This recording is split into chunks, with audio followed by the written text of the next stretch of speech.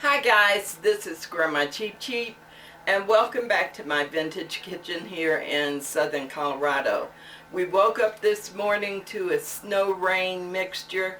It's only 45 degrees today, and instead of putting the heat on, I'm just going to fulfill my craving for some beans and cornbread. Yesterday I did get a package of beans from the Dollar Tree, and I'm just going to cook about half of this package for me and Mr. So let me just get on with the show here. First of all, when you are thinking about your making beans and cornbread for dinner, first thing you do is make sure you got your butter all ready for that delicious cornbread that's going to be coming out of your oven shortly. Okay, so I got my butter ready. I don't have to worry about cold butter. Set it out here. Second thing we're going to do is to prepare our beans. Now, where's my scissors? Y'all so supportive because you know that Grandma always forgets something. But I'm just going to do about a half a pack of beans. I don't soak them. I don't make any pre-arrangements for beans. When I decide that I want some dried beans, that's when I start them. So put them in a bowl, a colander, or whatever, and I'm gonna take these over to the sink, and I'm just gonna go through them. Maybe I will put them in a bowl. Wash them.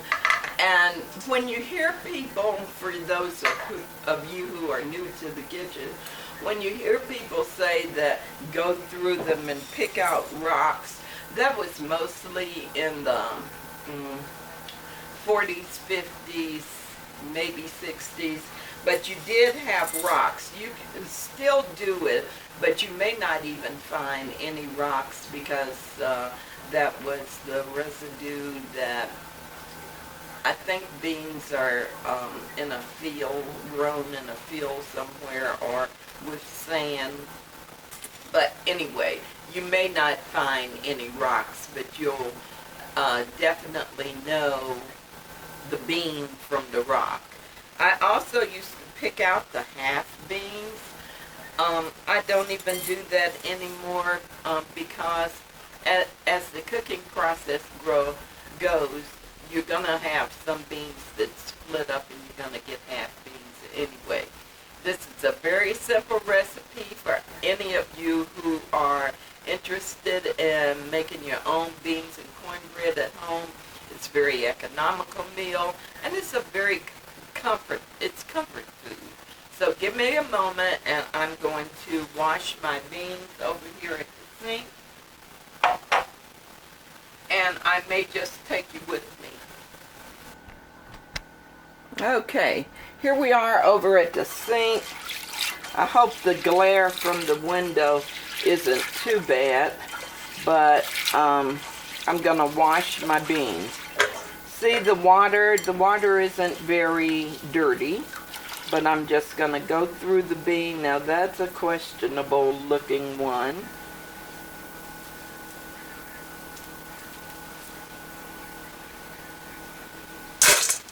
And this one is too, and this one is too.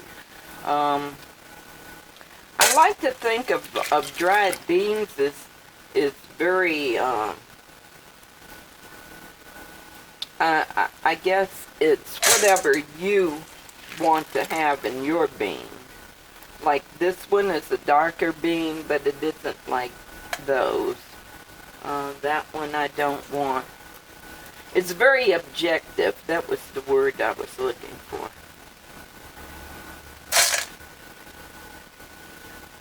So whatever bean doesn't appeal to you, that's your bean. And I don't have very many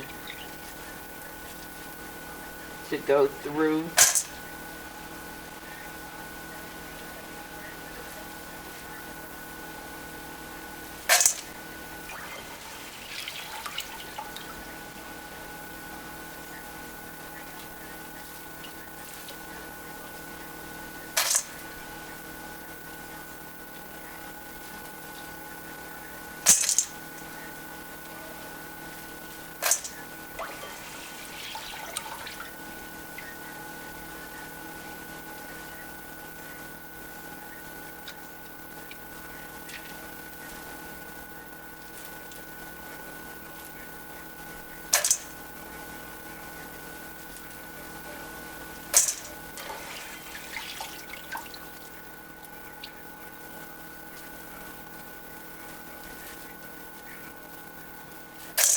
See, these beans were really,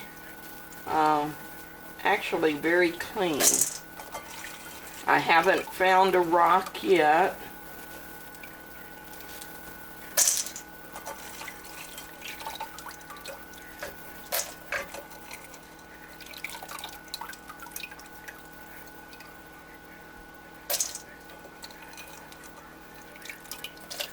And these are our throwaways. So I'm just going to rinse these a little bit more under the water.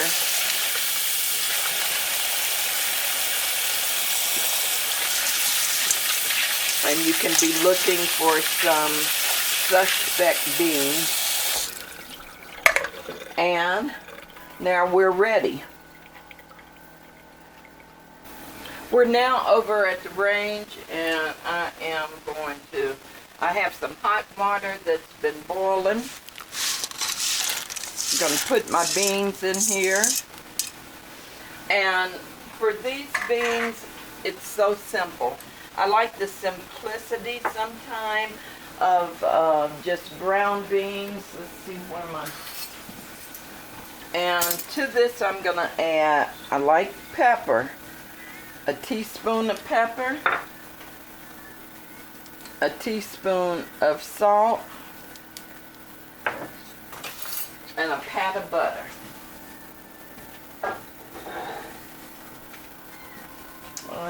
Okay, I gotta.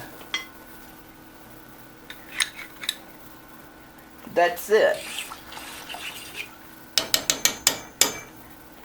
So, that's a simple way. I am going to boil these. It looks like it has about 2 inches of water on top. My vintage tool that I'm using today is my mother's hammer nail old roaster, or I guess now it would be called a I forget what they call those things, but I got them. You have them. Everybody has them. But this is the old school roaster. When I think of the name, I'll tell it to you in the next segment. So let me move you back over here to the island, and let's get started on the cornbread. Okay, I remember what I was trying to say.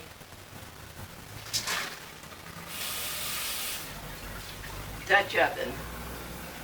A Dutch oven is what we call this today. Now, this is my sweet and smoky cornbread. It's really simple, it's really good, and I think of a cornbread as being like, you know how they say that a preacher always should have a sermon in his pocket, like one that you've memorized and you can go to anyway? That's how I feel about cornbread. And this, I've tried to devise it so simply that I'll always kind of remember I can do a cornbread on the fly.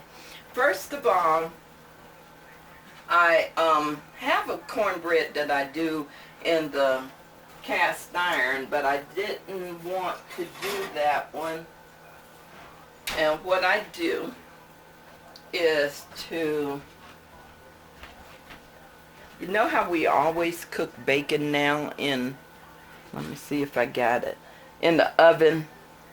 Well, I put a couple of, I don't know if you can see that or not.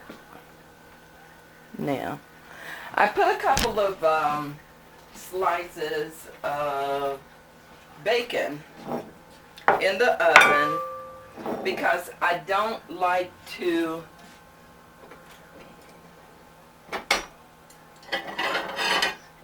pardon all that. I don't like to get splatters all over my stove. It's just discouraging when you want to cook on the stove and you know you're going to have to do a deep cleaning, and I don't like that.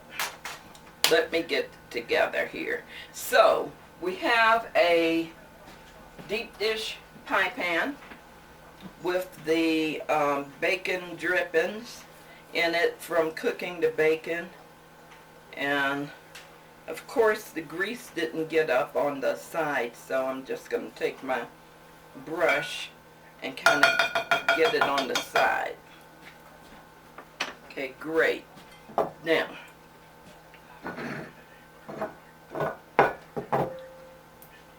our recipe calls for 2s and 1s. That's how I remember it. So I'm going to have 2 cups of yellow cornmeal. Of course, you can use white if that's your thing. No sifting involved.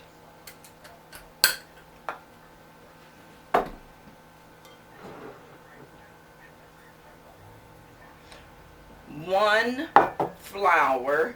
Where's my flour? This is 1 cup of flour. I'm going to have, where's my, 1 teaspoon of baking soda, 1 tablespoon, because I want it, well, 2 teaspoons, because I was trying to keep it 1 and 2. 2 teaspoons of baking powder. So you're going to use both baking soda, baking powder. 1 cup of regular sweet milk, that's what we used to call it. And a tablespoon of sugar.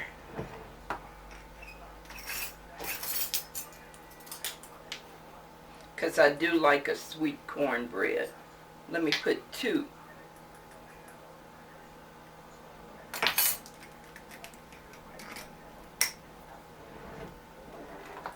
And then we're just going to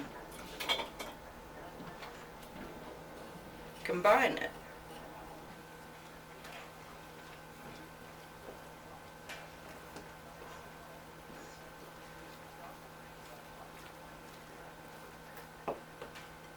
Okay, guys, I had to put another half a cup of sweet milk in the batter because it was, I don't know if it was the bowl or me. Of course it was something else other than me. What am I thinking? But anyway, I think it worked now because it's loose. No egg in this at all. Give me a minute, I'll be right back. Okay guys, I'm back. And what I'm going to do is take the grease that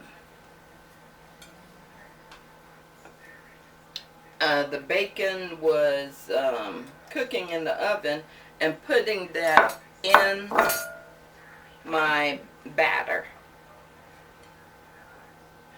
And I'll have the exact measurements, you know, when you're trying to do a video and you're trying to get the, I'm trying to remember too many things. So that's it.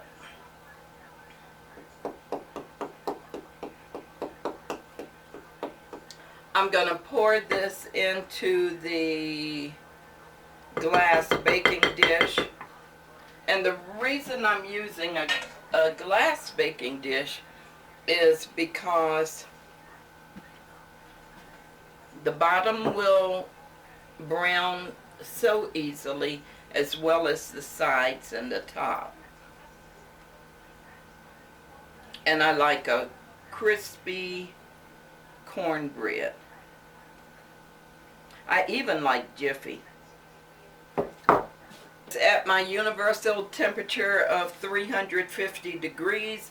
I'm going to put this in the oven until it browns. I don't time it. I just look at it to make sure that it looks like it's done. Guys, it was maybe 35 to 40 minutes and my cornbread is ready. Let me see if I can get a... I already had a slice because when it came out of the stove, of course I had to get one right away, but I just want to let you see the crumb of the cornbread. Now see, that is not a jiffy. It is substantial. It doesn't fall apart when you press it. The bottom is nice and golden brown, and it's a good cornbread. I say that this is a success, and I'll have the exact measurements when I upload this video. Now let's check on our beans. Okay, as you see, the water has gone down some. They still have probably a couple of hours to go. I'm gonna increase the water again. And I don't know if you remember that I dehydrated some onions a while back. And I'm just going to, let me see if I can do this with one hand.